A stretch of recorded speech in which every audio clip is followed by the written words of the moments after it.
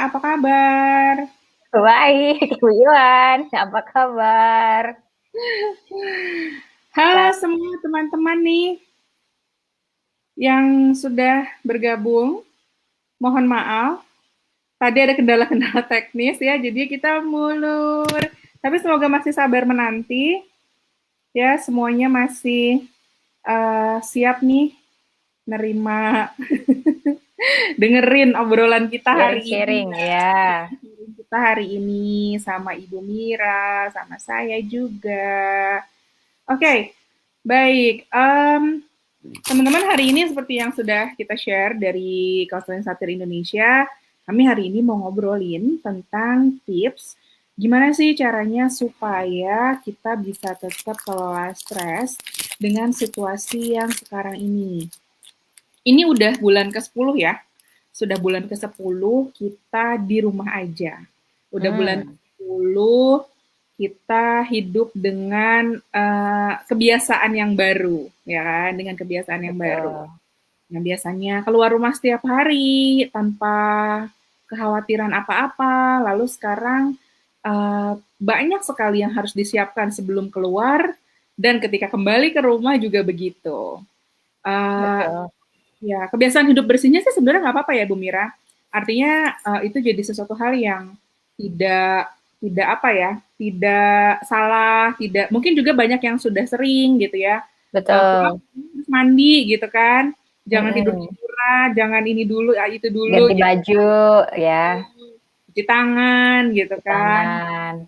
Sebenarnya di satu sisi tuh ini mengajarkan kita untuk ingat lagi hidup bersih, hidup sehat ya kan. Betul. Hanya saja ketika ini sebabnya adalah sebuah virus, wabah, akhirnya kan ya sesuatu yang membuat kita akhirnya bukan hanya sekedar menjalankan rutinitas hidup bersih, tapi di samping itu kita tuh ada kekhawatiran-kekhawatiran ya kan. Mm-mm. Mas terus gitu kan. Aduh, ini tadi gimana ya pas tadi di sana? Terus apalagi kalau dengar ternyata ada rekan yang kita habis ketemu ternyata terkonfirmasi positif. Terus kita jadi, aduh aku ngapain ya tadi tadi kontak sama dia gimana ya, dan akhirnya banyak hal ya yang akhirnya kita khawatirkan. Mm-mm. Nah, Betul. kalau bicara soal itu, akhirnya yang ada sadar nggak sadar kita jadi agak kepikiran ya. Hmm, Karena kita nggak sadar kalau ternyata itu bikin stres. Nah, betul. especially buat ibu-ibu ya, kan kita berdua ibu-ibu. Walaupun bapak-bapak juga punya stresnya sendiri, yang biasanya tiap hari Mm-mm. pasti keluar rumah, kadang mungkin jadi cabin fever ya. Jadi, aduh, head apa ya, nggak nyaman gitu kan. Anak-anak mulai bosan, mulai suka ngambek, mulai suka cranky, Mm. suka, aduh nggak tahu maunya apa. Dia sendiri nggak tahu gitu, dia mau apa, pokoknya dia ngerasa nggak nyaman. Orang tuanya harus menyamankan supaya semua serba nyaman. Seperti halnya kalau kita naik pesawat ya kan, yang pertama harus pakai oksigen kalau terjadi sesuatu adalah kita dulu sebelum kita ngebantu orang lain. Sebelum Betul.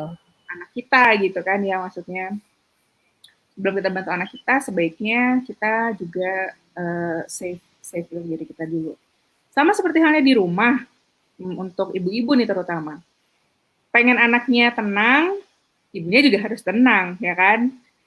Ditambah lagi PJJ berlangsung. Mungkin ada yang masih di awal-awal nih rasanya masih masih belum banyak tugas gitu ya, atau baru mulai masuk nih ada tugas-tugas yang akhirnya itu suka bikin tensinya geser lagi, suara volumenya Benar. naik lagi gitu kan. Terus nggak sadar ternyata tuh kita kepikiran, kita stres, kita nggak nyaman gitu kan. Banyaklah sesuatu yang bikin kita nggak nyaman. Kalau Bu Mira sendiri gimana? Di Kalau sana saya gimana? Kalau saya mungkin keadaannya sedikit beda gitu ya, karena anaknya belum PJJ, karena Oh iya, anaknya masih 3 tahun ya kan, jadi apa namanya belum mengalami stres yang menemani anak belajar online ya. mm-mm. Eh, di satu sisi saya punya stres yang sama, tapi beda kondisi aja gitu. Tapi yang Oh ya, namanya stres mah tetap sama ya di mana-mana mah orang apa namanya temanya stres gitu, walaupun kondisinya mungkin berbeda gitu, seperti itu. Kalau di sana dibandingkan dengan di Indonesia gitu ya, Mhm. gimana sih apa ya kebiasaan orang-orang di sana? Gimana kalau yang Bu Mira tahu? Artinya mungkin ke level kekhawatirannya tuh secara umum sama nggak sih? Kalau Dan saya dan awareness-nya juga gitu. kalau orang-orang di sini mungkin karena saya lebih banyak, diem di rumah ya, Hmm. keluar itu cuma belanja paling ya, belanja juga setiap saya keluar belanja itu orang juga nggak pernah deket-deket gitu, jadi emang jarak tuh pasti 2 meteran gitu dan, semua orang pakai masker gitu ya, tapi saya nggak merhatiin tuh semua orang, pakai disinfektan apa enggak gitu ya. Cuman, kalau masuk toko gitu ya, bahkan toko kelontong misalnya di pasar gitu, toko sayur di pasar semuanya harus pakai gitu dan emang saya sering mendapatkan kalau misalnya lagi belanja bumbu-bumbu gitu ya, ada orang yang masuk nggak pakai masker tuh langsung ditegur sama yang punya tokonya gitu. Ini ditunjukin harus pakai masker, kalau nggak pakai keluar aja gitu. Jadi mereka lumayan taat gitu ya, lumayan apa namanya mengikuti prokes yang di ini kan apa namanya yang diminta gitu ya untuk dilakukan. Memang beda keadaannya karena saya tinggal di komplek di mana peraturan itu beda lagi gitu karena di komplek saya ini nggak kita karena tetanggaan gitu ya tahu semuanya dan kalau ada yang apa namanya menunjukkan gejala gitu ya dan misalnya ada orang-orang yang bersama saat itu semuanya langsung isolasi mandiri gitu. Jadi untuk keluar rumah, misalnya nemenin Ali main di taman di komplek, nggak ada yang pakai masker gitu. Nah, kecuali orang-orang yang datang dari luar yang bantu misalnya bersih-bersih gitu, mereka pakai masker gitu. Jadi keadaannya agak beda sih, keadaannya agak beda. Oke, oke. Begitu. Tapi ini tuh ya kalau yang saya rasain emang akhirnya situasinya tuh eh, beda ya dengan ketika kita dulu ya, terutama dalam hal belajar nih kalau saya ya. Hmm.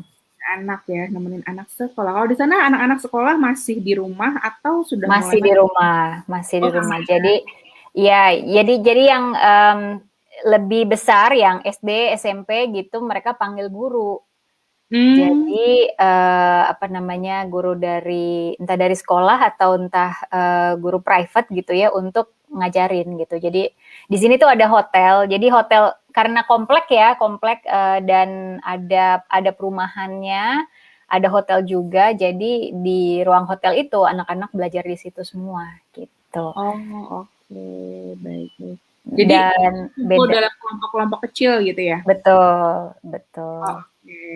Kalau misalnya di sini kan memang kita akhirnya online ya, online Mm-mm. di Indonesia nih kami online kan.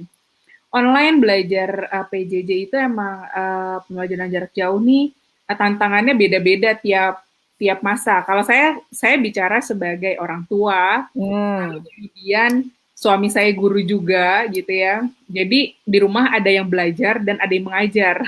Mm-mm. Mungkin Mm-mm. yang menyimak nih juga ada bapak ibu guru atau mungkin juga ada bapak ibu orang tua. Kalau Betul. teman-teman ingin bertanya, teman-teman yang menyimak kami di sini boleh nanti drop pertanyaannya di kolom chat, Ya. nanti akan kami respon. Boleh tanya, boleh tanggapi apa saja, silakan nanti akan kami chat ya komen-komen. Mhm. Nah, kalau di sini nih Pemira nih ya, saya sharing nih cerita tentang yang saya alami dari mulai Maret ya, dari mulai Maret Mhm. kan udah mau Maret lagi, udah Januari ya gitu Udah kan. hampir lagi ya, 2 Iya. bulan lagi. Nah, memang kalau sekarang rasanya, misalnya semakin ke sini semakin terasa Mmm. lebih ringan gitu kan, terasa lebih ringan dalam arti kan udah punya pola ya kan, Iya, udah punya nggak kaget ya. baik orang tuanya maupun sekolahnya gitu. Cuman ternyata Mhm. masih ada pola yang masih ada pola yang berulang gitu ya. Artinya yang rasanya kita masih perlu terus belajar, perlu terus diingatin untuk jangan stres gitu kan ya, jangan Iya. jangan menaruh harapan yang yang sama dengan seperti ketika belajar offline gitu ya. Saya Betul. itu juga nanti pengen tanya nih sama Bu Mira. Dari Mhm. bulan Maret itu sampai Juni, kalau buat saya pribadi nih, nggak tahu mungkin teman-teman yang lain punya pengalaman yang berbeda, boleh di-sharing juga di kolom komentar. Kalau saya pribadi, memang masa terberat PJJ buat saya pada waktu itu adalah di bulan Maret sampai Juni lah ya, sekitar Juni Mmm, ya, sekitar itu. Kenapa? Karena memang sekolah itu kan juga kaget dong dengan kondisi ini gitu kan. Ketika semua orang mulai kaget. Mhm. ketika pertama kali Maret, 2 minggu, 2 pekan di apa ya, disarankan untuk di rumah saja, kita pikir itu hanya akan 2 minggu saja, ya kan? Kita kira, oh minggu ketiga kita akan mulai belajar, maka ya sudah, berikan tugas, gitu kan ya. Mmm, Anaknya diharapkan belajar sendiri, gitu kan. Nah, ketika lama-kelamaan ternyata situasinya terus-menerus seperti itu, nggak bisa ya kan, nggak bisa lagi orang tua udah mulai bingung gimana lagi nih cara iya ngajarinnya. iya. Terus akhirnya desakannya mulai masuk ke anaknya atau ke sekolahnya. Karena orang tua kan juga ada yang work from home gitu ya, atau Betul. mungkin tidak bekerja pun urusan rumah tangga pasti sudah jadi sesuatu yang berat.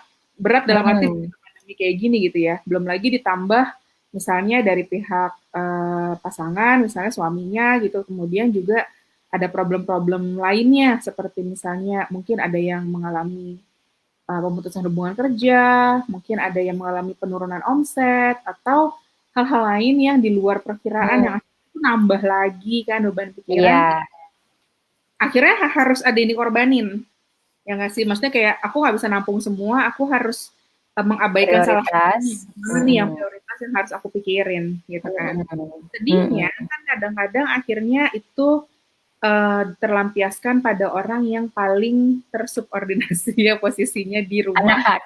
anak ya kan. Kalau istrinya capek, marah-marah sama suaminya, ntar dimarahin lagi. Gitu.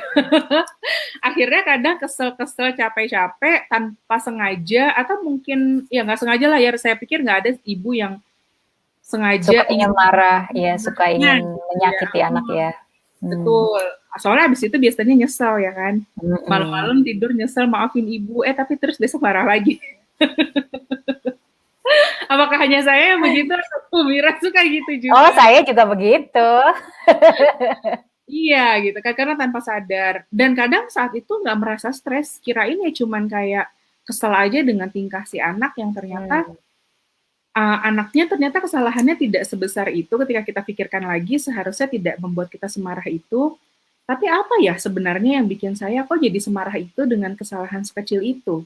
Gitu. mmm, Itu yang kadang-kadang akhirnya baru dipikirin ketika tenang, sendirian, malam-malam, berjanji besok tidak akan ke-trigger lagi, berjanji besok tidak akan berharap orang lain memenuhi harapan saya, baik itu anak maupun sekolah.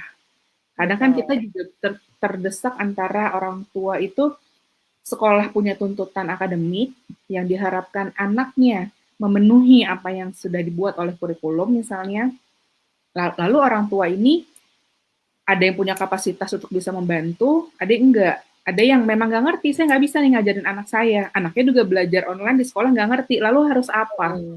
Akhirnya jadi Mhm. khawatir kan, apakah nanti kalau ketika sudah mulai sekolah anak saya menjadi yang paling tidak bisa dibandingkan teman-temannya, gitu kan? Itu kan akhirnya kekhawatiran baru lagi. Saya Betul. akhirnya mikir, gimana dong gitu. Nah itu tuh gimana ya Bu Mira, mungkin Bu Mira juga lihat ya fenomena itu gitu kan ya. Ada anak yang mengalami kasus-kasus kemarin dimarahi orang tuanya di video kan lalu viral gitu kan. Iya, Ya kan ada juga kemudian yang anaknya mengalami apa ya bisa dibilang kekerasan dalam rumah tangga ya kan karena berbagai alasan gitu. Jadi kompleks memang ya persoalannya. Tapi betul kan betul. kita bisa coba ya hindari. Kita bisa coba Mmm, bantu orang-orang di sekitar kita yang rasanya perlu bantuan, terutama diri kita sendiri lah minimal. Apa yang mhm. bisa kita lakukan, apa yang bisa kami lakukan, ibu-ibu nih ya, supaya nggak gampang ke-trigger, supaya nggak gampang marah-marah, nggak Mmm. emosional, apa nih yang bisa dibagikan untuk kita semua dalam Yang Ada bisa Bu Citra dibagikan gitu ya, kayak kan, punya banyak iya. gitu. Ada Bu Citra Oke. Ratna, selamat siang Bu Citra Ratna. Oh, ada Bu Citra ya. Aku nggak bisa ini nih baca komennya mungkin. Tahu dari Oke, mana oke. nih, Yohan ada Bu Ada, Citra? Dari, ada di kolom komennya Bu Mira, di sebelahnya private chat. oh gitu. Oh iya, baru aku klik nih ada. Halo Oh, Ibu oke. Citra. Ya, Oke, yang pertama itu em, cara membantu diri biasanya ya. Ini juga karena saya juga apa namanya ya mengalami stres juga walaupun kondisinya beda ya. Jangan jangan dibandingin kayak Bu Mira mah enak nggak ngalamin, pasti nggak kayak gitu ya. Nggak, semua orang pasti punya stresnya sendiri, semua orang punya struggle-nya sendiri. Tapi memang kalau untuk memulai lebih sadar gitu ya, lebih sadar, lebih memegang kendali, lebih bisa mengontrol apa yang kita lakukan gitu kan, tentu awalnya pakai lewat dengan kesadaran gitu kan. Kalau kita nggak sadar apa yang kita lakukan ini, kalau tadi Yohan kan bilang ini harus gimana ya, ini kan nggak baik ya, kita marah-marah terus, karena nggak ada ibu-ibu yang pengen marah terus gitu, dan setelah marah pun hasilnya jadi merasa bersalah dan lain sebagainya gitu ya, jadi kan pasti ada kesadaran ya, kita mulai dulu dengan kesadaran bahwa kondisi, nah selama 10 bulan ini, kondisi yang terjadi apa sih yang beda menurut Yohan, apa yang beda? Dari sebelum PJJ sama selama PJJ, apa tuh yang beda? yang Kondisi. beda kalau buat saya pribadi ya, ini kan tiap orang, tiap rumah bisa beda-beda ya. Kalau saya Hmm.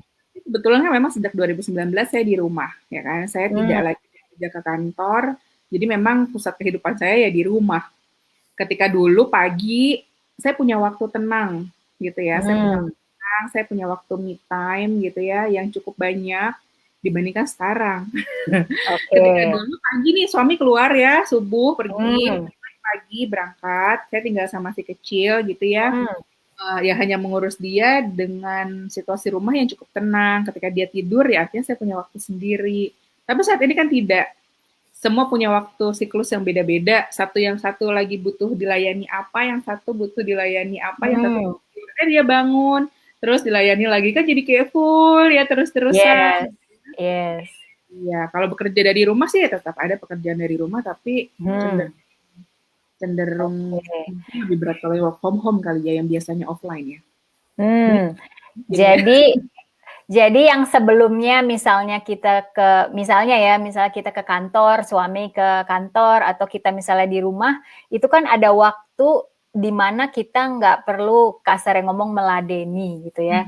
Nggak perlu full mikirin dia harus gimana supaya semuanya oke gitu ya.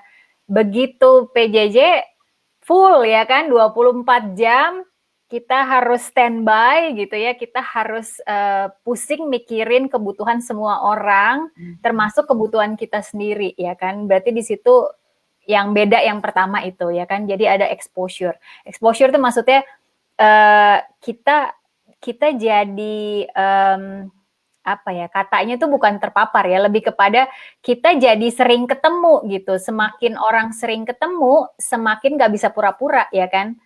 Kalau kalau dulu sebelum PJJ ya kan, kalau kita nggak suka sama sesuatu gitu ya, terus oh ya udah besok juga lupa gitu ya. Atau misalnya kita berantem pagi nih sama suami misalnya, atau suami berantem sama istri atau sama anak, oh ya udah ntar juga pulang sekolah, pergi ke sekolah, ntar juga pulang udah biasa ya kan. Sekarang kan nggak bisa kan. PJJ itu menambah dinamika relasi dalam keluarga gitu, karena mau nggak mau kita harus menghadapi langsung apa yang biasanya kita hindari ya kan. Kita kan biasanya menghindar dari jarak kan, jarak yang membuat kita jadi apa namanya, bisa ya Menyenangkan calm lah ya. down dulu ya, dari calm down sampai ya udah anggap aja udah selesai gitu. Kalau sekarang kan nggak bisa kan, udah nggak bisa jarak gitu ya, bisanya ya paling satu di kamar satu, satu di belakang gitu ya, atau satu di dapur, satu di ruang TV, itu doang jaraknya gitu ya. Nggak bisa yang apa namanya, kalau nggak suka ya udah pergi dulu sebentar gitu. Misalnya pergi juga kemana, tambah takut lagi ya kan. Jadi dinamikanya di situ. Dan ini kita jadi dihadapkan kepada bagaimana langsung memproses segala sesuatu tanpa kita menghindar lebih lama. Gitu. Itu yang jadi problem pertama. Kita nggak terbiasa apa namanya akan exposure gitu. Kita nggak terbiasa langsung memproses segala sesuatu. Itu yang pertama. Nah, ini kaitannya juga dengan belajar anak, ya kan? Kita mungkin ya, ini sepertinya PJJ ini tidak jadi masalah untuk orang-orang tua yang memang homeschooling anaknya, ya kan? Nah, kenapa bedanya coba? Yang homeschooling, misalnya ada yang sudah homeschooling dari sebelumnya kan Iya, gitu. betul. Karena memang nggak tahu. Kalau menurut saya karena memang sudah punya pola ya. Udah Hmm, sudah memang itu yang dijalankan sebelumnya, tidak mengagetkan gitu ya. hmm. Hanya They know menerus. what to expect, ya kan? Tahu Ya. apa yang diharapkan gitu, tahu Ya. polanya seperti apa. Nah, ini kan artinya ada satu pergeseran ya kan, yang biasanya kita ya udah ya tahu beres gitu, anak disekolahin gitu ya, taunya pinter gitu, taunya udah Iya. bisa gitu. Bagi Nah, rapot sekarang nilainya bagus gitu ya. bagi rapot paling kalau kurang juga gimana sih gitu kan, agak marah-marah sedikit, tapi ya maksudnya ya kita udah terbantu gitu, udah terbantu dengan anak pergi ke sekolah gitu. Dan disitulah jadi satu proses yang baru ya kan. Kalau tadi kan exposure karena apa namanya kita yang biasa dihindari, ini sekarang mau nggak mau langsung dihadapin gitu ya. Yang kedua berkaitan dengan belajar anak yang biasanya kita terima jadi, sekarang harus kita usahain. Hmm. Gitu ya kan. Jadi mau nggak mau memang um, dihadapkan kepada kesannya kayak kalau dulu tuh ada istilah, bukan dulu ya, maksudnya masih ada istilah sekarang untuk bantu satu anak butuh satu kampung gitu. Tahu nggak Yohan itu istilah itu? Ya, Nah, it needs a village to raise a kid gitu kan. Dia bilang apa misalnya, saya nggak tahu siapa yang bilangnya, cuman saya ingat itu quote itu. Jadi dulu tuh kita dimudahkan dengan bantuan dari semua pihak gitu ya, yang mungkin kita take it for granted, tahu nggak? Yang kita terima aja, ya emang kayak gitu. Memang kalau anak udah umur sekolah ya kita kirim ke sekolah, kalau nggak mau dikirim ke sekolah ya berarti kita yang ngajarin gitu kan. Kalau itu kan kalau homeschooling kan memang keputusan yang diambil secara sadar gitu kan. Kalau ini kan karena kita biasa ngirim anak ke sekolah terus tiba-tiba harus kita yang ngajarin sendiri. Nah, ini di sini dinamikanya nambah lagi kan. Udah dinamika tadi relasi pribadi kita sebagai pasangan gitu ya.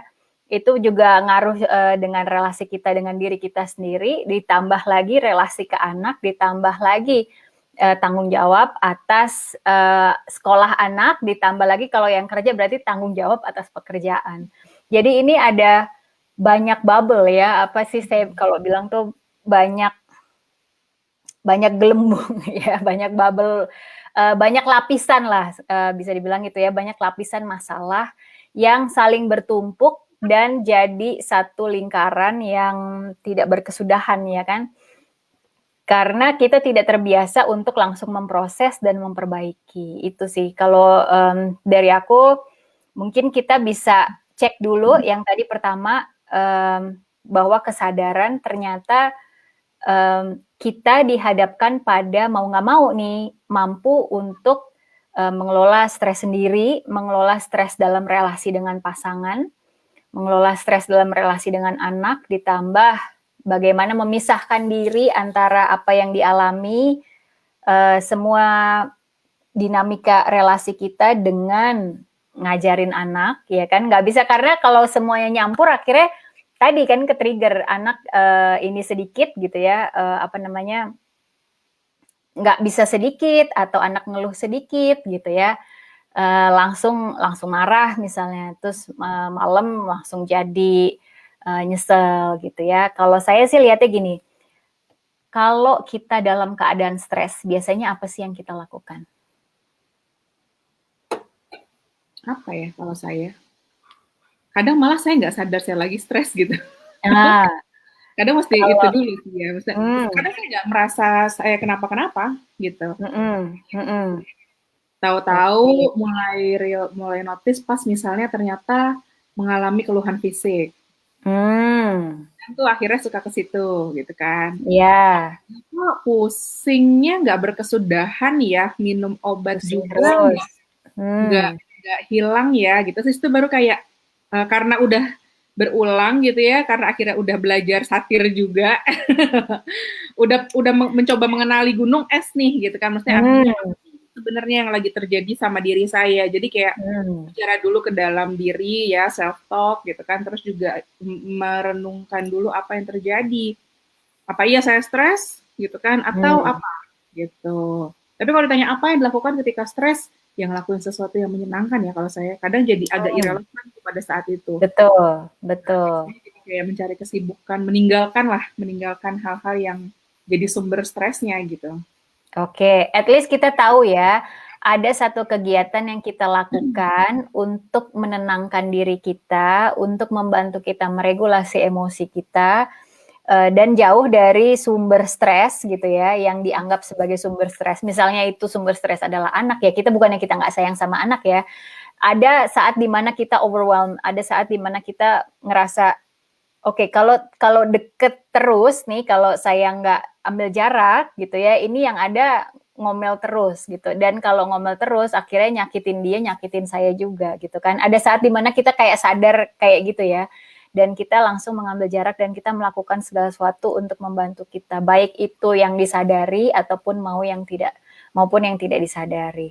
Nah, kalau tadi apa namanya misalnya ya contoh lain ya, mungkin banyak yang jadi nonton drakor ya kan, itu kan juga salah satu cara untuk, apa namanya, menghindar ya kan cara orang biasanya ada yang menghindar ya, dia distraksi gitu ya, dia akan mengambil jarak, akan mengambil satu kegiatan lain yang dianggap, yang diharapkan gitu ya, bisa membuat lebih tenang, lebih lebih ngerasa oke, lebih ngerasa siap untuk menghadapi sumber stres.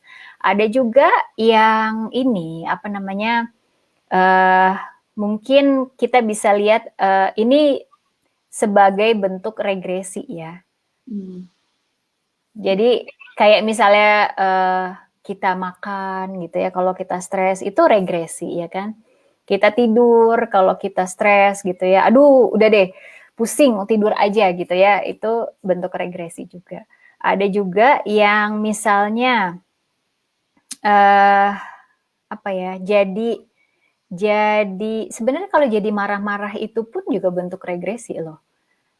Atau Karena kalau mungkin dari hobinya jadi bersih-bersih ya, tapi iya bunyi semua betul, gitu. iya. Semua gitu ya. Tapi jadi kayak semacam Aduh, gubrang gitu ya. Nyuci sambil dilempar. Ya gitu, itu kan sebetulnya bentuk regresi ya. Kita juga mesti bedain nih kalau kita ngadepin anak, kita juga mesti bedain, ini anak lagi regresi atau anak butuh disiplin. hmm. Kadang anak lagi regresi, kita anggap anak butuh disiplin gitu. Oke, Padahal kalau mungkin anak yang menyimak nggak hmm, semuanya orang yang paham nih Bu Mira, regresi itu apa sih? iya betul, Maksudnya oke. regresi ini. Regresi itu mundur secara emosional dari usia fisik gitu ya. Bagus nih, Bu Yohan minta dijelaskan, betul. Jadi, misalnya usia kita 20 lagi, 20 tuh 10 tahun yang lalu ya. Usia kita Belasan misalnya tahun ya, yang lalu. ya belasan tahun yang usia kita misalnya sekarang, bukan misalnya sih, usia kita sekarang 36 gitu ya, tapi saat kita stres, biasanya kita akan mundur gitu usianya ke usia anak-anak atau usia remaja gitu ya. Hmm. Contoh, eee, kalau kita nggak mau ngerti ya nggak mau tahu pokoknya kayak gini, itu kan kalau kalau kalau kita sendiri denger ya ucapan kita, itu kayak anak umur 12, 13 yang nggak mau tahu gitu, yang pokoknya mauku kayak gini, semua orang harus ngertiin gitu, ABG gitu ya. Sama juga seperti misalnya semua semua no gitu ya, udah kayak Ali, udah kayak anak umur 2 tahun, 3 tahun gitu ya. Jadi banyak orang yang juga menghadapi stres ini dengan cara tadi, regresi secara tidak sadar mundur ke usia yang lebih muda gitu, untuk mencoba mengendalikan situasi ya supaya emosinya lebih bisa bisa lebih nyaman gitu ya. Nah ini kalau kita bahas satir ya, di satir itu ada namanya stansi. Stansi itu artinya, stansi itu gini, kejadian itu bisa aja nggak kita anggap masalah gitu ya, tapi karena kita menganggap karena kita punya satu cara tertentu kayak tadi misalnya regresi ya, kita bisa menganggap satu kejadian ini sebagai sebuah masalah gitu. Kayak misalnya PJJ ya, anak atau kita anggapnya harian lah. Ini pagi-pagi tahu-tahu anaknya nggak mau bangun tidur gitu ya. Nggak mau bangun tidur dan padahal dia harus mulai belajar online ya kan. Nah di sini kan udah mulai nih naik darah ya kan, naik darah. Karena apa? Karena kita berusaha mengontrol ya kan, kita berusaha apa namanya, sebuah event atau kejadian anak nggak mau bangun tidur, nggak mau apa namanya, tetap aja tidur-tiduran walaupun udah dikasih tahu, walaupun udah dimarahin gitu ya. Jadi satu kejadian yang bikin kita stres, ya kan? Coba kita tarik lagi ya, apa sih kemungkinan yang akan terjadi ya kalau anak ini tetap nggak mau bangun tidur? Yang bikin kita stres, apa tuh? Kalau saya, yang bikin saya stres kalau anaknya nggak segera muncul adalah dihubungi gurunya. Dihubungi Oke. gurunya. Artinya kan, uh, saya harus di satu sisi saya ngerti nih, misalnya anak saya masih butuh waktu untuk wake up gitu, sedangkan terus gurunya juga, Bunda, ini anaknya belum datang, misalnya gitu ya kan. Terus saya kayak harus memenuhi harapannya siapa nih, gitu kan. Artinya harapannya sekolah, anak saya cepat muncul, harapan anak saya give me a minute gitu kan. Time, ya. Gimana tuh? Nah, lihat juga lagi, ini nggak mau bangun tidur, masalah disiplin atau masalah regresi, ya kan? Masalah ya kan, ya kita kan mungkin berpikir yang stres cuma kita doang gitu, padahal anak juga bisa stres kan. Mungkin dia nggak bisa ngasih tahu seperti atau nggak bisa menyadari, kita aja jarang bisa menyadari kalau kita lagi stres ya kan. Apalagi anak juga seperti itu. Mungkin pada saat dia nggak mau bangun tidur itu bukan masalah disiplin gitu, itu bukan masalah kayak Yes, gitu ya. aja. Iya, lihat aja ntar diapain ya kalau nggak mau bangun, itu kan disiplin ya. Tapi lebih kepada dia kolokan lagi, manja-manja. Dari suaranya kita tahu ya, gitu. Nah itu udah mulai tanda-tanda regresi kan. Kalau regresi kita nggak bisa pakai marah-marah, kita nggak bisa juga pakai diem, kita nggak bisa pakai ngomong gitu. Kalau satir tuh bilangnya make contact gitu, making contact. Jadi kontak tuh kontak ya, kontak tapi kontaknya lebih kepada koneksi. Nah, di satu sisi ya memang ada harapan dari guru ya. Tapi kita lihat juga ini apakah ini sering terjadi atau baru kali ini terjadi gitu ya. Ya maafnya gede lah ya kalau baru kali ini terjadi gitu ya. Berarti it's okay. Ya kita harus cek juga apa sih artinya kalau guru itu nelpon ke kita. Apakah kita langsung dihadapkan kepada saya orang tua yang nggak baik, saya orang tua yang nggak becus, saya orang tua yang apa. Nah itu di blok dulu gitu. Karena kalau kita mencampur dua kejadian ini, harus ngurus anak, ditelepon sama orang sama guru dari sekolah. Kalau ini kecampur, akhirnya yang ada adalah anak yang regresi, kita malah jadi marah, anak nggak kebantu, anak terpaksa gitu ya melakukan. Kita juga nggak bisa nyenengin gurunya karena anaknya juga apa namanya ogah-ogahan gitu ya. Guru juga kesel gitu ya, nambah semuanya jadi satu problema baru gitu. Nah, jadi yang pertama dilakukan menurut Virginia Satir adalah make contact gitu ya, make contact. Jadi bikin satu koneksi yang mendalam kepada anak. Nah, ini juga kita perlu nih bikin kayak benteng. Satu, respon guru tadi kita ini dulu, kita apa namanya, istilahnya berhenti di luar pagar, nggak masuk dulu ke kita, supaya kita bisa hadir buat anak. Karena kebanyakan semua yang kita lakukan ke anak itu bukan dari ya niatnya, motivasinya adalah kita sayang sama anak, tapi penggeraknya adalah rasa khawatir, rasa takut, rasa cemas, rasa nggak enak, merasa saya bukan orang tua yang baik kalau saya nggak bisa nyuruh anak gitu, bukan orang tua yang baik karena nggak bisa bantu anak untuk hadir PJJ, ya kan? Itu kan jadi nyampur ya. Nah, kalau itu bisa sebentar gitu ya, di istilahnya kita dulu gitu ya. betul, di hold dulu, di pikiran kita bayangin aja kayak kita ada dalam satu benteng gitu ya, semua harapan-harapan ini gitu ya, semua pikiran-pikiran yang nggak menolong ini, kita suruh tunggu di luar pintu aja dulu gitu ya, terus kita make contact sama anak. Percaya deh, begitu kita bisa make contact sama anak, itu rasanya lain. Nah, begitu kita rasanya lain, jadi istilahnya tuh tangki cinta anak penuh, tangki cinta anak kita tangki cinta kita juga penuh karena hubungan memperbaiki ini berhasil, maka apapun pendapat dari luar, apapun istilahnya pemikiran kita sendiri ya yang nggak baik tentang diri kita sendiri, hasil dari omongan orang misalnya, hasil dari telepon guru misalnya, itu jadi berubah cara kita menanggapinya gitu. Nah, make contact ini yang pertama Satir bilang gini, pakai sentuhan gitu ya. Jadi kalau menghadapi anak regresi, pertama kita harus sadar juga bahwa kita nggak lagi regresi juga. Kalau enggak ntar kita regresi bareng gitu kan. Kalau kita regresi bareng nggak ada yang saling membantu ya kan. Paling enggak kita sadar bahwa anak lagi regresi dan kita siap untuk memenuhi kebutuhan ininya anak, apa namanya, kebutuhan anak akan rasa dicintai, kebutuhan anak akan rasa dimengerti.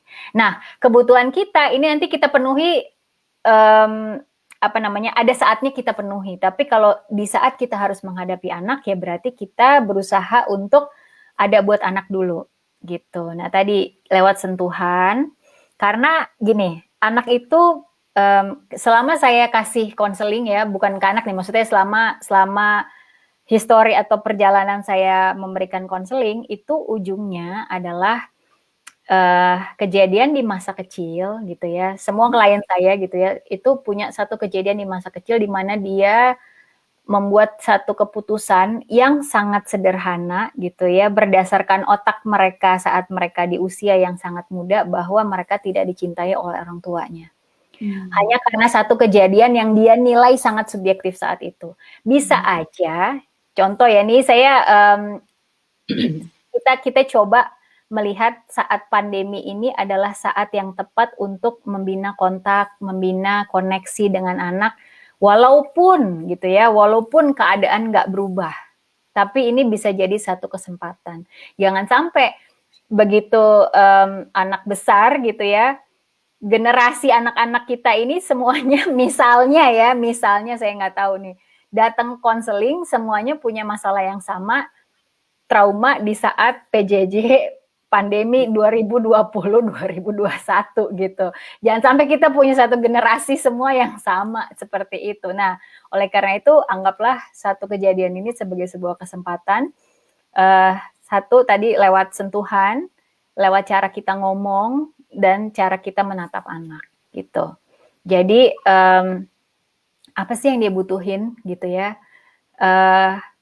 Saya ingat waktu kita training konseling Satir kemarin juga ada ya, salah satu dari peserta bilang di mana saat dia regresi, saya ingat ibu saya pernah bangunin dengan suara yang sangat lembut gitu ya, dan itu sangat membekas gitu. Apakah itu yang anak butuhkan gitu ya? Kita bisa mikir nih, maksudnya kita bisa berasumsi apakah itu yang anak butuhkan. Karena Satir bilang kalau kita mau mengubah orang gitu ya, kita mau membantu orang untuk berubah, kita harus penuhi dulu dambaannya. Kalau teori behavior kan apa namanya, punishment and reward gitu ya. Itu berhasil tapi bawa trauma ya kan. Karena berubah perilakunya tapi iya, meninggalkan unfinished business gitu ya. betul, betul. Jadi berubahnya bukan karena dia mau berubah, tapi berubahnya karena terpaksa gitu. Takut gitu ya. Ya, betul. Daripada ya kan bikin masalah lagi, daripada gimana lagi ya udah gitu kan akhirnya kayak gitu.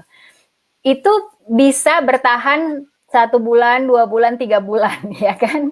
Tapi kalau senjata yang sama ya kan, kita kan juga bingung reward apa lagi ya, punishment apa lagi ya. Kan karena kalau punishment itu kan makin lama makin meningkat kan. Makin meningkat ya nauzubillah menjalik ya.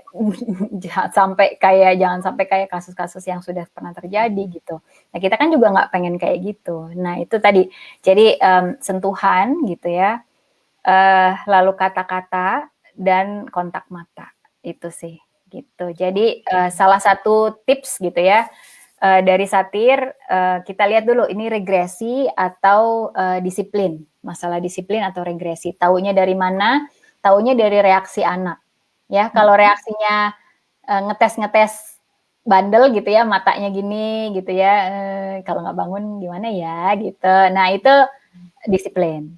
Ya, tapi kalau regresi atau usianya mundur gitu ya, usia emosinya mundur, nggak seperti usia fisiknya, itu kita bisa lihat dari cara dia ngomong, dari gerakan-gerakan tubuh gitu yang nggak mencerminkan usia fisiknya dia.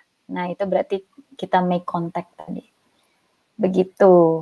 Kalau anak-anak yang lelah dalam arti kan misalnya tugasnya banyak gitu kan atau yang lain, itu bisa juga artinya terjadi kedua-duanya ya. Artinya Bisa. kalau dia nggak mau bangun juga dia bisa jadi besoknya itu regresi, bisa jadi juga karena masalah disiplin. Artinya tidak ada kepastian bahwa oh kalau dia karena males ngerjain tugas nggak mungkin regresi, tapi disiplin nggak juga kan. Tapi artinya bisa juga akhirnya ke bisa regresi itu bisa, gitu kan. betul.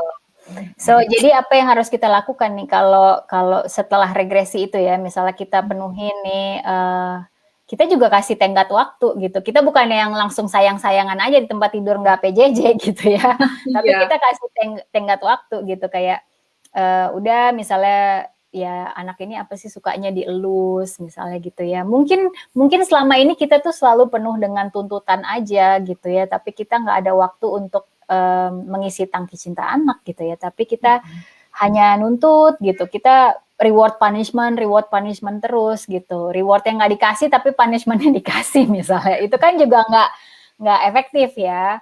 Dan kadang kita menetapkan reward punishment itu juga nggak sama seperti teori behavior yang seharusnya gitu, nggak tepat gitu mungkin apa yang kita berikan. Nah setelah misalnya nih kita balik lagi dengan make contact tadi, sentuhan, kata-kata yang lembut dan tatapan mata langsung gitu ya, langsung kita masukin tuh maksudnya jadikan ini sebagai jembatan. Oke, 5 menit lagi ibu mau lihat kakak mandi ya, atau 5 menit lagi gitu ya setelah ini misalnya anak sambil dipeluk gitu ya, 5 menit lagi ini ya siap-siap ya PJJ ya gitu. Jadi ada waktu yang kita kasih tahu ya, tenggat waktu, sehingga anak jadi karena kebutuhan atau dambaannya sudah terpenuhi gitu ya, kebutuhan untuk dicintainya, untuk dimengerti sudah terpenuhi, maka dia akan berusaha meregulasi diri dia. Karena anak itu butuh orang tua untuk meregulasi diri, gitu. Nah, disinilah kesempatan emas, gitu ya. Jadi kita nggak happy itu nggak kita tunggu nanti setelah pandemi selesai gitu. Happy ini bisa kita create, bisa kita ciptakan justru dengan make contact dengan anak itu. Sehingga kita nggak perlu merasa bersalah gitu. Nah, kalau sudah merasa bersalah gimana? Repair. Repair itu artinya memperbaiki. Gitu, perbaiki hubungan dengan anak. Begitu. Ya, emang kadang-kadang akhirnya nggak sabarnya itu karena ada tuntutan lain ya. Tapi bener ya, kalau misalnya anaknya kayaknya lagi regresi, kalau kita hadir sebentar aja, mungkin sekitar 10-15 menit lah minimal ya, singkirin dulu deh hal-hal yang lain. Karena kan yang Hmm, bikin agak-agak jadi kepicu juga gitu ya, ke-trigger juga adalah ketika misalnya nih yang ibu bekerja gitu ya, di waktu yang sama harus meeting gitu kan, hmm, nggak bisa ninggalin rapatnya, tapi anaknya nggak bangun-bangun, terus gurunya menghubungi ibu anaknya kemana, itu kan akhirnya jadi wah gitu kan. Nah yes, kadang-kadang hal-hal yang kayak gitu ya yang bikin situasinya menjadi sulit. Atur mungkin bisa dikondisikan gitu ya. Kalau saya kadang misalnya kayak betul, mengkondisikan, oke nggak ada meeting saat jam anak PJJ misalnya. Kalau yang masih bisa begitu kan itu bersyukur sekali ya gitu. betul. Itu aja tetap suka masih nggak sabar karena kok Hmm, nggak ngerti-ngerti gitu kan. Atau terus kok adiknya juga minta perhatian gitu-gitu kan. Jadi hmm, banyak sekali hal gitu. Tapi mungkin memang kita perlu ya, perlu perlu itu gitu. Sama seperti halnya ketika kita bekerja di kantor, someday anak sakit, terus kita harus memilih apakah kita stay di rumah menemani dia yang sedang sakit atau kita harus ke kantor meninggalkan anak dengan orang lain. Kan itu artinya pilihan-pilihan. betul. Sama ya, seperti halnya ketika PJJ, satu waktu berbenturan, ada kondisi pekerjaan, tuntutan pekerjaan dan anak, mungkin Hmm, bisa negosiasi ya gitu kan ya. betul. Anak saya lagi seperti ini. Karena memang kalau ketika dua-duanya running, biasanya pasti nggak sabar sih ya kalau menurut saya. Betul, Karena betul. pikiran harus segera kembali ke sana, sedangkan Mhm, ini juga ngerasa ibunya nggak hadir penuh gitu kan. iya, Gitu untuk iya, yang sambil bekerja gitu. betul. Kita bisa bilang sih, maksudnya kalau menurut saya,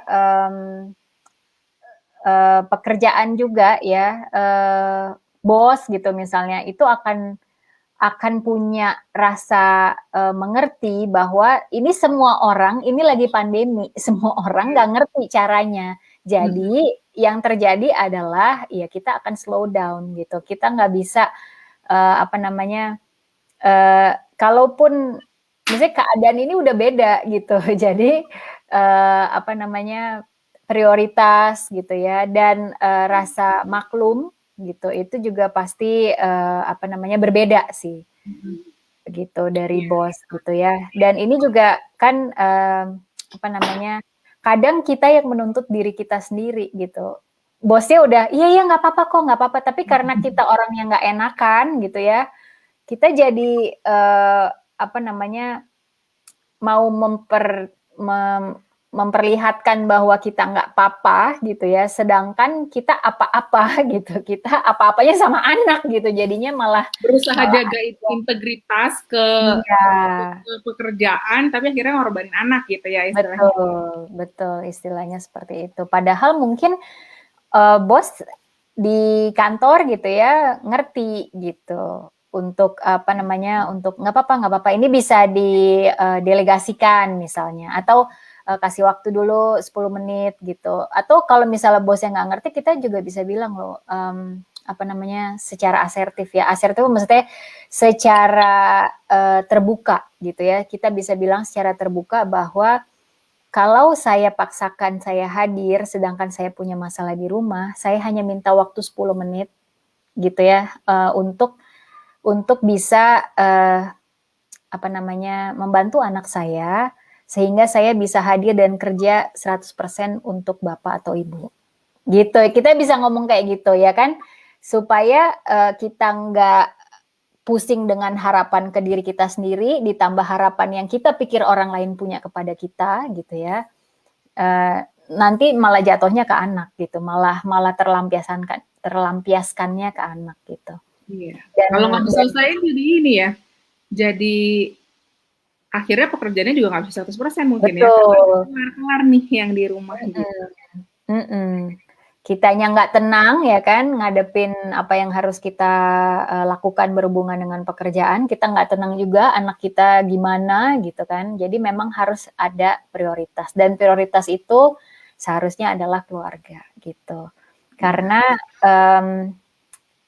kalau dulu sebelum pandemi gitu ya, mungkin kita berpikir bahwa Ya prioritas kita pekerjaan. Kenapa? Karena kita bekerja kan untuk anak, nggak bisa sekarang gitu. Kalau itu jadi alasan gitu ya, hanya untuk menghindari kedekatan karena untuk memperbaiki relasi dengan anak, nggak bisa lagi sekarang gitu. Ya, saya sebagai orang tua juga pernah ya, Mm-mm. ketika guru anak saya mengajar di rumah ya, lalu kemudian anaknya kayaknya sedang cari perhatian gitu ya, terus ibunya akhirnya minta waktu sebentar ya, ibu dulu gitu kan. Buat saya saat itu sebagai orang tua sih saya memahami, artinya saya nggak kemudian menjadi merasa gurunya tidak profesional gitu kan. Hmm. Seperti halnya ketika satu waktu juga pernah guru anak saya kemudian, sebentar ya, ini anak ibu mau ke kamar mandi, pengen mau buang air kecil gitu kan. Saya pribadi sih juga memahami gitu kan. Saya nggak tahu, mungkin kan ada juga ya orang yang ngerasa kenapa tidak dikondisikan sih dan sebagainya. Tapi ya memang di sini kita perlu sama-sama saling menebalkan toleransi ya gitu. Betul, betul, Karena situasinya tidak biasa gitu buat betul. katakan misalnya kita ngerasa jujur di awal-awal pandemi itu santer sekali juga banyak ya situasi di mana orang tua berkata, saya kan sudah bayar sekolah, kenapa saya harus ngajar juga? Lalu Hmm. muncul kemudian apa nasehat gitu kan atau webinar atau apa yang mengingatkan bahwa oh madrasah pertama itu orang tua gitu memang sebenarnya pendidikan itu kewajiban kita tapi lalu kemudian ada lagi ya tapi kan kami artinya sesuatu yang nggak selesai-selesai gitu kan artinya kita terus diingatkan oke ini tanggung jawab kamu sebagai orang tua tapi kemudian tapi saya juga punya kesulitan finansial kalau saya tidak bekerja sedangkan jika saya tidak hadir ini akan begini gitu kan apalagi jam kerja juga sekarang jadi seperti tidak seperti dulu yang kita bisa Iya, 9 to dulu 5 gitu. ya misalnya. 9 to 5, terus after itu udah mau matiin handphone ibaratnya ya, terus kita mau fokus sama family, tapi kalau sekarang kan bisa tiba-tiba meeting jam 8 malam gitu kan ya, Iya. tiba-tiba ada juga yang nge-WA jam 12 malam, urusan Hmm. pekerjaan, karena memang jam tidur mungkin jadi agak kacau balau gitu ya, tapi ya memang harus saling tetap jaga etika juga kali ya, artinya Betul, tahu juga, iya tahu jam kebiasaan juga. Hmm. kebiasaan-kebiasaan itu harus diregulasi juga. Jadi supaya nggak, artinya bukan cuman ya kalau mungkin perlu notes cepat, reminder dulu kali ya, terus baru di-send ke orang-orang yang berkepentingan. Apakah itu saya mau WA gurunya, apakah gurunya mau WA tugas atau apa. Sejauh ini sih nggak terjadi seperti itu ya. Cuman ini hanya pernah mendengar saja dari pihak-pihak yang lain gitu. Iya, Betul. betul, betul, betul. Penting Saya banget juga sih. iya, apa namanya, mengalami ini sebenarnya nggak ada tuntutan dari siapapun gitu, tapi giliran anak mendekat gitu ya kalau lagi webinar gitu, itu udah kayak, aduh kesel minta ampun gitu ya. Tapi ya Khawatir walaupun mungkin audiensnya nanti terganggu nih kalau ada anak saya gitu ya. Tapi nggak tahu, mungkin kalau yang lain teman-teman gimana sih gitu, misalnya ikut iya sebuah nih, webinar gitu ya, terus ternyata pembicaranya harus mangku anak tuh masalah nggak sih gitu kan ya? Tapi iya, mungkin kalau pembicaranya bisa tetap fokus, mungkin nggak masalah ya. Tapi betul, memang ada yang akhirnya jadi nggak fokus. Tapi emang kebanyakan benar sih Bu Mira, nggak fokusnya karena kita fokus sama harapan orang lain. Bahwa iya, saya khawatir akan mengecewakan yang mendengarkan saya. Padahal sebenarnya even saya sambil mangku pun saya bisa kok fokus misalnya gitu kan ya. Gitu. mhm. Ya. Tadi Iya, tuh ada satu hal yang Bu Mira bilang tentang minta waktu sejenak gitu, tinggalkan dulu yang lain di luar. Mungkin kalau buat mhm. ibu-ibu rumah tangga nih gitu ya, ketika antara harus beresin rumah sama nemenin anaknya main gitu kan, rasa-rasanya beresin rumah itu lebih penting gitu kan, karena ya sudahlah main dulu saja sendiri gitu kan, tapi ternyata nggak asik buat dia, dia pengen main sama ibunya. Nah, kadang-kadang saya juga suka gitu, suka kayak sebentar ya, ntar dulu nih lagi cuci piring gitu kan. Akhirnya jadi panjangan ngambeknya. Akhirnya Iya, harus itu ya, harus ya udah harus apa ya, toleransi sama diri sendiri juga.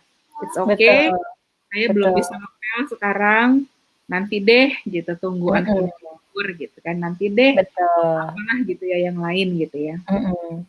Atau ya ada banyak pilihan sih, kita bisa juga misalnya mengajak anak kita untuk ikut terlibat gitu ya. Ya betul. Eee, apa namanya, Yang ya bisa-bisa. memang jadi akan ini ya, nggak sebersih sesuai dengan yang kita harapkan gitu, tapi at least ada waktu bersama yang bisa, apa namanya, kita manfaatkan gitu, yang bisa dihabiskan bersama gitu. Jadi, apa namanya, itu juga kalau saya membuka pilihan itu, pasti juga banyak yang mikir, "Ah, entar tadi misalnya nggak jadi nggak bersih," gitu. Terus, "Ah, entar, apa namanya, anak mah malah ngerepotin, malah atau apa," gitu ya.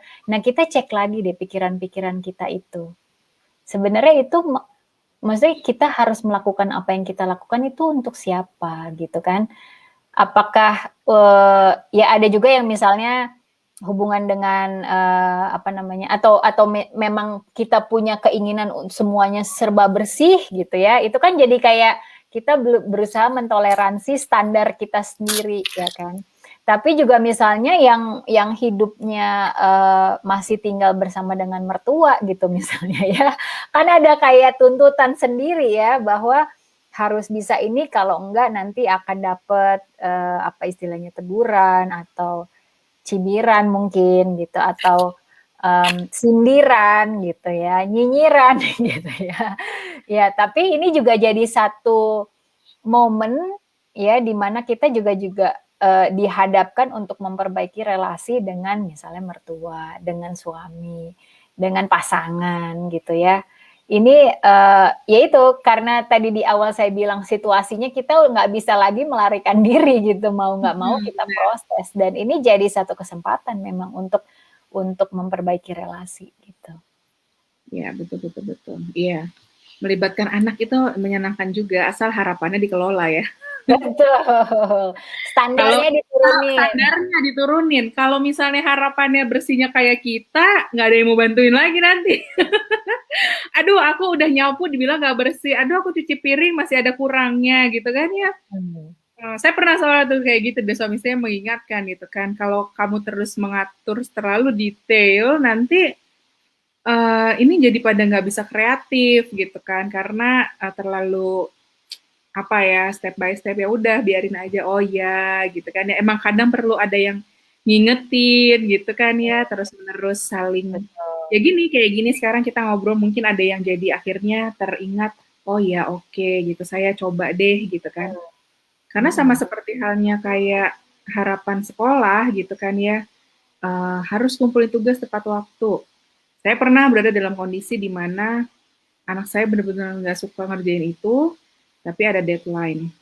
Hmm. Pernah ada situasi di mana saya nge-push dia, lalu sampai akhirnya satu waktu saya ngerasa kalau, eee, apa ya, relasi kami terlalu berharga untuk untuk ini gitu. Jadi Dikalahkan dengan nilai mhm, ya. jadi kayak, oke lah saya bersedia menurunkan standar dalam arti, it's okay, saya tahu anak saya, dalam tanda kutip "tidak bodoh" kok, dia paham, Mhm.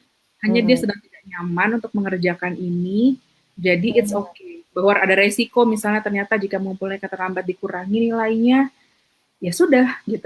Itu juga hal yang sudah saya bicarakan dengan anak gitu kan, bahwa, Mhm. ini ada resikonya, konsekuensinya, apakah tidak apa-apa, jika tidak apa-apa ya sudah, gitu kan. Awalnya tidak bisa saya seperti itu, dalam arti kayak saya juga ter ter kepicu untuk kemudian ingin anak saya tuh dinilai baik gitu kan oleh sekolah, dalam arti jangan Iya. sampai, dia dan kami orang tuanya dinilai tidak kooperatif gitu kan. Sehingga memang akhirnya sempat mempertanyakan ke sekolah gitu, apakah tidak bisa ini bebannya dikurangi gitu kan misalnya ya. Ada hal-hal yang diakomodir, ada hal-hal yang kemudian disesuaikan ketika akhirnya bisa tidak diajarkan gitu kan, bisa tidak begini begitu. Artinya sekolah juga memahami kesulitan kita sebagai orang tua, kita juga memahami bahwa guru-guru itu juga punya keluarga, kita juga Betul. memahami sekolah juga ada bagian di mana saya bilang, "Ini kenapa materinya seperti ini ya, bukunya juga tidak ada," dan segala macam lah, sampai akhirnya dijelaskan bahwa kurikulumnya memang seperti ini. Artinya mereka juga bukan penentu penentunya ya, bukan pengambil kebijakannya. Jadi mereka juga punya apa ya, standar yang harus dicapai juga. tuntutan kurikulum yang bukan mereka sendiri yang bikin Ya, gitu. Jadi di situ betul. orang kemudian memahami, oke, saya juga harus berusaha membantu sekolah untuk ini, tapi supaya nggak nyakitin anak saya gimana ya gitu kan. Akhirnya seperti itu kan. Solusi, betul. Dan memang apa namanya, di balik konflik gitu ya, di balik sesuatu yang nggak sesuai, yang nggak mengakomodir, itu tercipta sebuah peluang untuk berkomunikasi ya kan. Dengan kita mengkomunikasikan kesulitan kita gitu ya, Ya, sekolah juga jadi apa namanya, mengakomodir atau membantu solusi apa yang kira-kira bisa apa namanya, bisa sesuai untuk diaplikasikan gitu kan. Nah ini kan juga membantu kita keluar dari pola-pola kita yang nggak sehat kan, apalagi orang-orang yang semuanya telan aja sendiri gitu. Kalau tipe kita akan terus seperti itu ya habislah kita gitu ya. Kita ini artinya butuh juga untuk kita belajar mengkomunikasikan apa sih kesulitan kita gitu ya. Karena ini belajar mengkomunikasikan kesulitan kita akan tadi menciptakan satu komunikasi yang lebih mendalam. Kita membuka diri bahwa orang lain itu bisa kok bantu kita gitu ya, dan kalau kita butuh bantuan kita bisa kok minta bantuan gitu ya.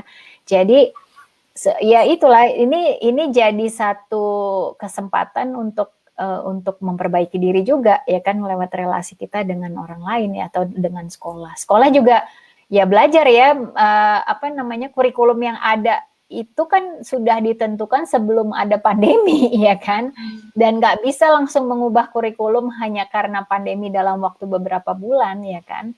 Jadi memang semuanya pada kemampuan fleksibel gitu, pada kemampuan fleksibilitasnya masing-masing gitu, karena nggak ada yang tahu gimana gitu ya, nggak ada orang yang dulu pada saat pandemi sekarang masih hidup gitu ya, karena kan dulu pandemi terakhir kan awal 19-an kan, 1900-an gitu kan.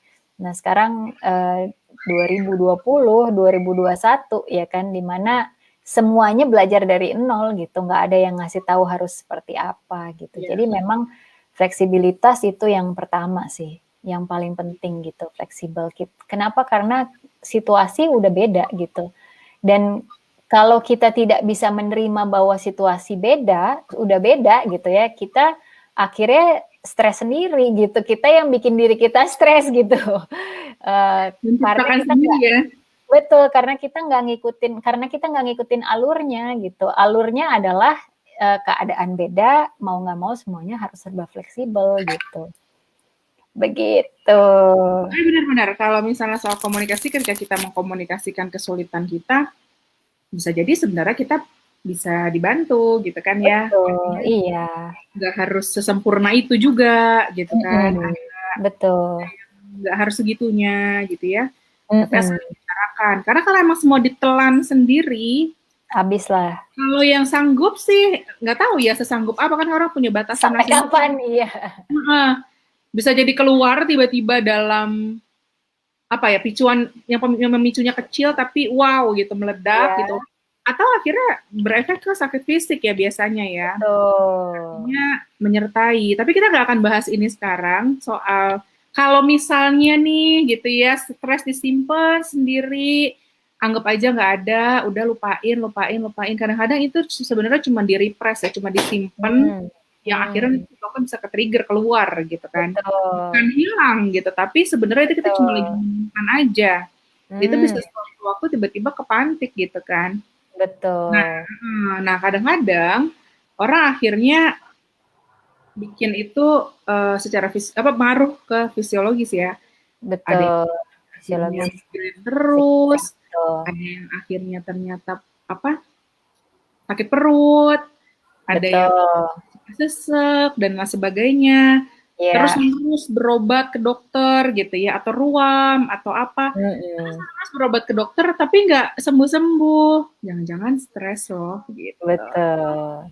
Oke, kita akan bahas itu lebih lanjut nanti ya Bu Mira di Iya, webinar Konseling Satir Indonesia. Oh, di sini juga betul. baru lihat ada Ade, Assalamualaikum Kak Yon, kami Iya, waalaikumsalam. Ade ini waalaikumsalam. adik kelas kita di bimbingan konseling. WC. 2015 ya kalau nggak salah ya, 2000 berapa Gimana? ya? 2013 bukan ya? Saya juga agak lupa ya.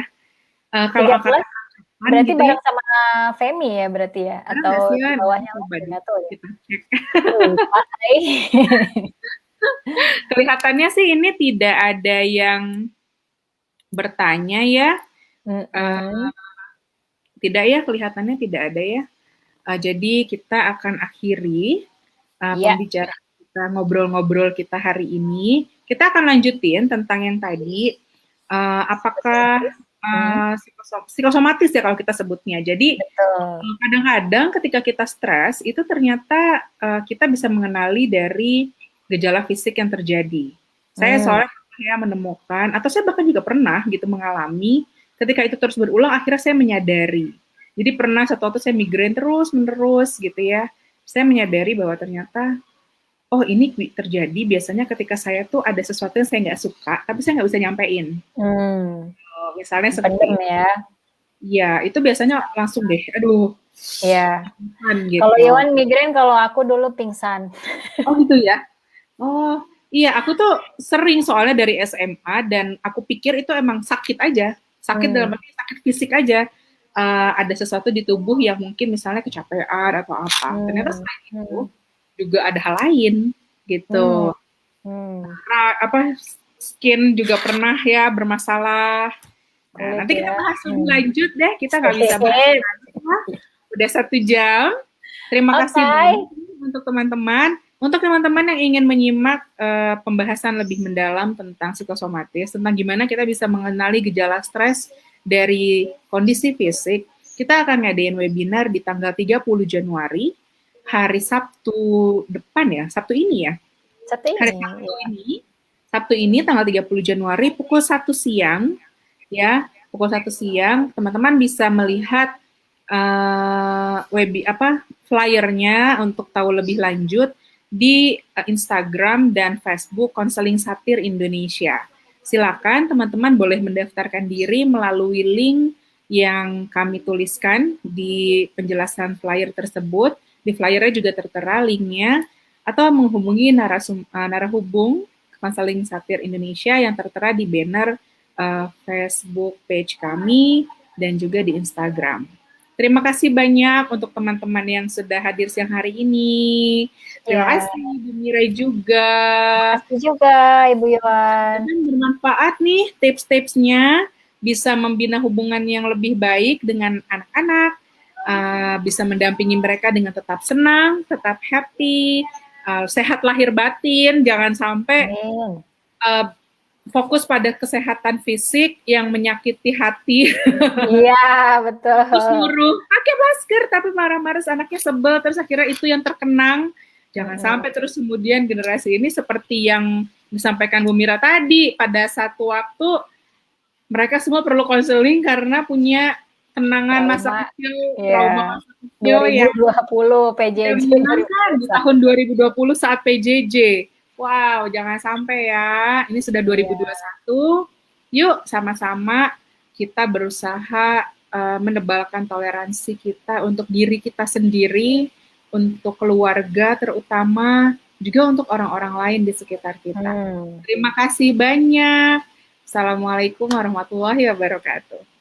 Waalaikumsalam warahmatullahi wabarakatuh. Sampai ketemu. Sampai ketemu. Kita juga ada Facebook Live lagi nanti ya. Iya. Ditunggu. Instagram Live juga tiap Selasa. Oke. Oke, sehat selalu, Bu. Sehat selalu juga. Live ya. Oke.